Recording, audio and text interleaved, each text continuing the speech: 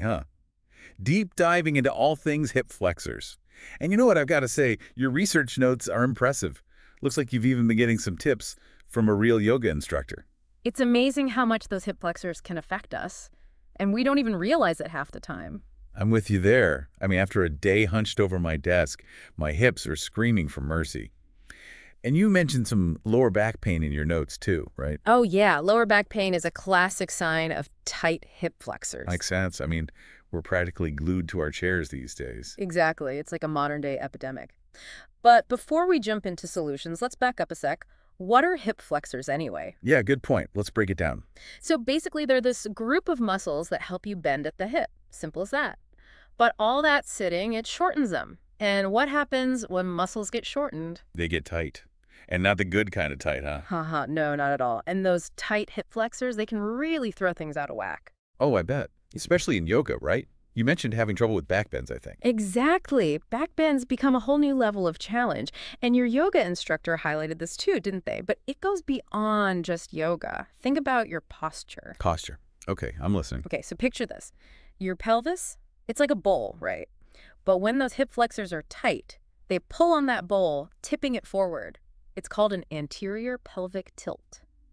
So like the bowl spilling forward. Exactly, and that's where the sway back comes in. You Okay. know that exaggerated curve in the lower back? Oh, yeah, I've definitely caught myself doing that. Not a good look. And it's not just about looks, it's a recipe for back pain. Because your muscles and joints, they're all out of alignment. So loosening those hip flexors, it can actually improve your posture and relieve that pain. Okay, you've sold me.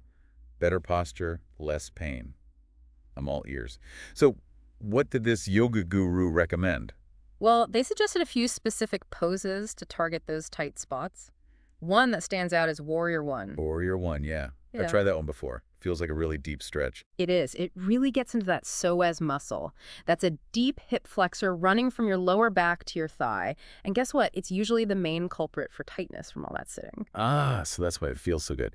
Any tips for getting the most out of it? Definitely. Yeah. Engage your back leg. Press that heel down firmly and you'll feel the stretch intensify in the front of your hip.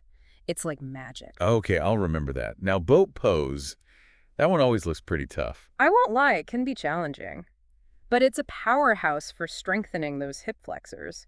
It's all about isometric contractions. Basically, you're holding a static position. Think of it like a plank. Ah, so you're not moving, but your muscles are working hard. Precisely. So you've got Warrior One for stretching and boat pose for strengthening. Yeah. What else do we have? Oh, yes, reclining hero pose.